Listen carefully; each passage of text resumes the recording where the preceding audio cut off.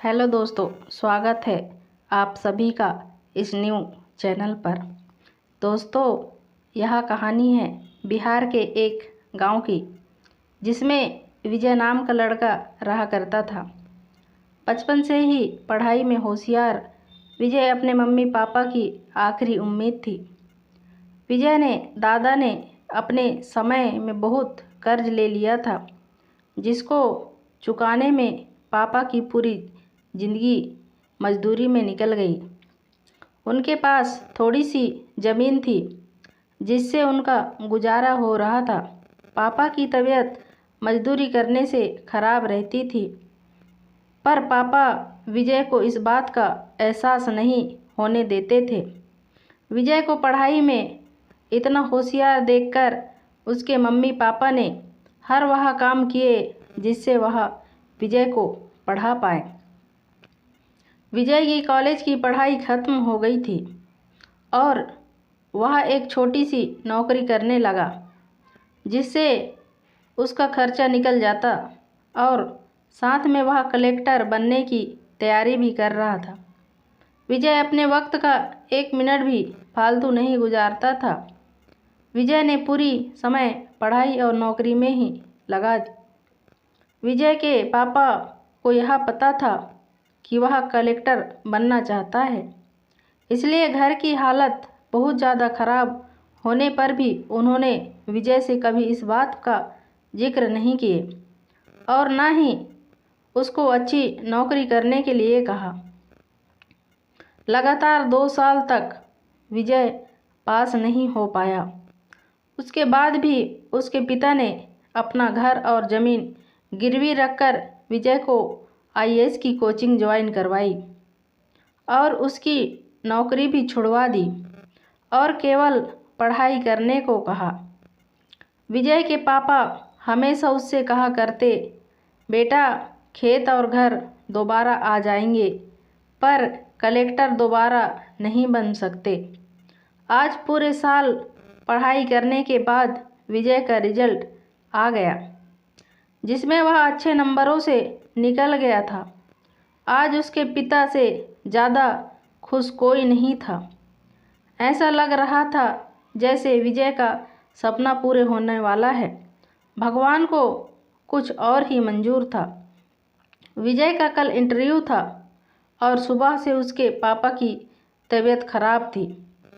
विजय के पापा उसकी माँ से बार बार कहा करते थे कि विजय को मत बताना, और उस दिन देर रात उनकी मौत हो गई। अब एक माँ जिसकी गोद में उसका पति गुजर गया और वह अपने दर्द को भुलाकर अपने बेटी की जिंदगी के बारे में सोच रही थी। माँ ने पड़ोसियों तक को इस बात का एहसास नहीं होने दिया, उसका पति अब नहीं रहा।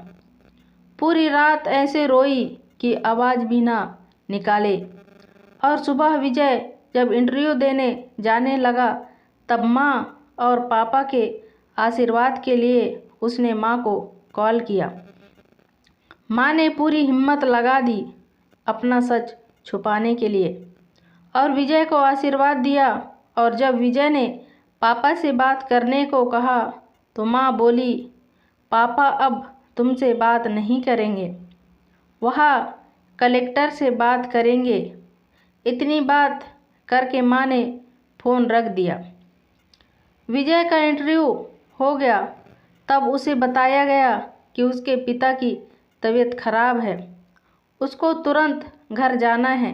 विजय को एक पल नहीं लगा अपने पिता की हालत समझने में। घर पहुंचकर पिता के पैरों में गिरकर वह ज़ोर ज़ोर से रोने लगा और कहने लगा, पापा उठो, देखो मैं कलेक्टर बन गया।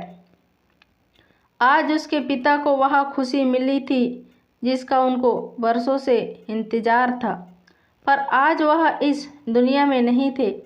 भगवान विजय के पिता की जिंदगी में सुख लिखना ही भूल गए थे।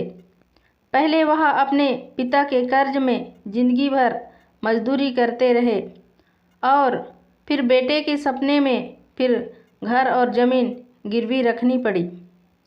वह जिंदगी में कर्ज लेकर आए और कर्ज लेकर चले गए।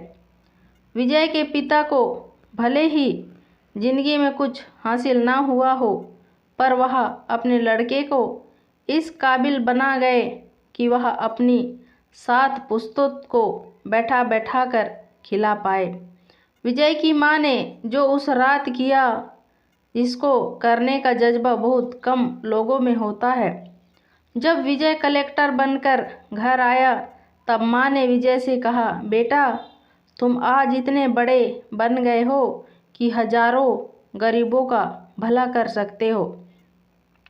जब भी तुम्हारे सामने कोई गरीब मदद मांगने आए, तो अपने पिता और मेरे बारे में सोचना।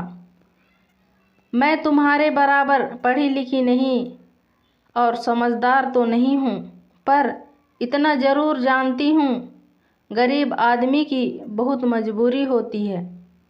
तुम कभी किस्सा का बुरा मत मानना। दोस्तों, इस कहानी से हमें यह शिक्षा मिलती है कि वक्त कितना भी खराब हो, हम उसे बदल ज़रूर सकते हैं। माँ और बाप के एहसानों को हम कभी नहीं उतार सकते, पर हम अपने कर्मों से उनकी इच्छा ज़रूर पूरी कर सकते हैं। जब हम 2 मिनट में किसी को अच्छा या बुरा कह देते हैं, तब हम उसके जीवन का संघर्ष भूल जाते हैं। किसी अधिकारी, नेता या बिजनेसमैन को बुरा भला कहने से पहले उसके पीछे की मेहनत और त्याग के बारे में ज़रूर सोचना।